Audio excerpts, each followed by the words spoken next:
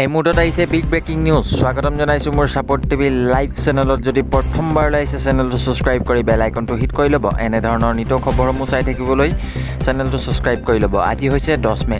ইয়াত কেইবাটাও কথা উল্লেখনীয় আপডেট আহি পৰিছে আমাৰ হাতত। আপোনালোকক জনাই আছোঁ বিগ ব্ৰেকিং নিউজ। অৰুণোদয় আঁচনিকে ধৰি গেছ চিলিণ্ডাৰকে ধৰি ইয়াত কেইবাটাও উল্লেখনীয় আপডেট আহি পৰিছে। আপোনালোকক প্ৰথমটো খবৰ আজিৰ দিনটোত কেইবাটাও উল্লেখনীয় আপডেট আহিছে আপোনালোকক জনাই আছোঁ এই চেনেলৰ মাধ্যমেৰে।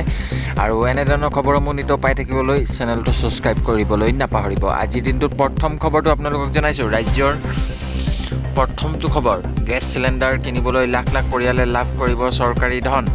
এই মুহূৰ্তত মুখ্যমন্ত্ৰী হিমন্ত বিশ্ব শৰ্মাৰ বৃহৎ ঘোষণা। 27 লাখ পৰিয়ালক গেছ চিলিণ্ডাৰ কিনিবলৈ 150 টকাতকৈ দিব চৰকাৰে।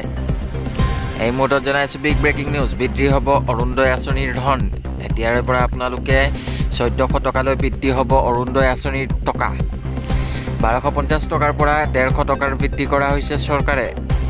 গেছ চিলিণ্ডাৰ কিনিবলৈ অতিৰিক্ত 150 টকা দিব চৰকাৰে। এতিয়াৰে পৰা এজাহাৰ দিবলৈ যাব নালাগে থানালৈ। এই মুহূৰ্তত জনাইছোঁ অন্য এটা খবৰ। এতিয়াৰে পৰা এজাহাৰ দিবলৈ যাব নালাগে আপুনি। ঘৰতে বহিয়ে থানাৰ দিব পাৰিব এজাহাৰখন। মুখ্যমন্ত্ৰী হিমন্ত বিশ্ব শৰ্মাই কৰিলে বৃহৎ ঘোষণা। এই মুহূৰ্তত জনাই আছোঁ 26 মে'ত গৃহমন্ত্ৰীয়ে মুকলি কৰিব এই এপটো।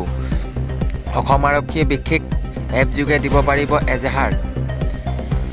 সকলো কাম ডিজিটেল পদ্ধতিত কৰা হ'ব ব্যৱস্থা কৰিব হিমন্ত চৰকাৰে। মাইক্ৰ' ফাইনেন্স ঋণী মহিলালৈ ডাঙৰ ঘোষণা কৰিলে মুখ্যমন্ত্ৰী হিমন্ত বিশ্ব শৰ্মাই। মাইক্ৰ' ফাইনেন্স ঋণী মহিলালৈ ডাঙৰ ঘোষণা কৰিলে মুখ্যমন্ত্ৰী হিমন্ত বিশ্ব শৰ্মা ছাৰে।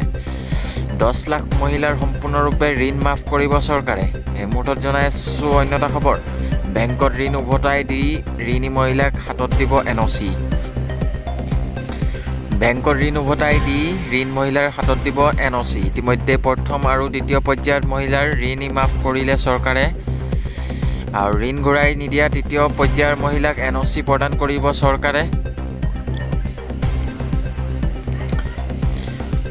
শিক্ষা ক্ষেত্ৰত মুখ্যমন্ত্ৰীৰ ডাঙৰ ঘোষণা আহিছে। এই মুহূৰ্তত আপোনালোকক জনাইছোঁ অন্য এটা খবৰ। শিক্ষা ক্ষেত্ৰত মুখ্যমন্ত্ৰী ডাঙৰ ঘোষণা কৰিছে। এই মুহূৰ্তত জনাই আছোঁ বিগ ব্ৰেকিং নিউজ। ৰাজ্যৰ লাখ লাখ শিক্ষাৰ্থীলৈ জৰুৰী খবৰ আহিছে। এই মুহূৰ্তত আপোনালোকক জনাই আছোঁ চলিত মাহৰ পৰাই ৰাজ্যত বলৱৎ হ'ব ৰাষ্ট্ৰীয় নতুন শিক্ষানীতি। নাইকিয়া হ'ব 3 বছৰীয়া স্নাতক পাঠ্যক্ৰম। ৰাজ্যত আৰম্ভ হ'ব 4 বছৰীয়া স্নাতক শিক্ষা। ৰাজ্যত আৰম্ভ হ'ব ভাৰতৰ ভিতৰত নতুন শিক্ষানীতি প্ৰৱৰ্তন কৰা হ'ব। প্ৰথম 3খন ৰাজ্যৰ ভিতৰত এখন হ'ব অসম। ৰাষ্ট্ৰীয় নতুন শিক্ষানীতি বলৱৎতাৰে শিক্ষা খণ্ডৰ ব্যাপক সংশোধন চেষ্টা ৰাজ্য চৰকাৰৰ। এই মুহূৰ্তত জনাইছোঁ চৰকাৰৰ দ্বিতীয় পৰ্যায়ৰ বক্ষপুষ্টিৰ পক্ষত ঘোষণা মুখ্যমন্ত্ৰীৰ।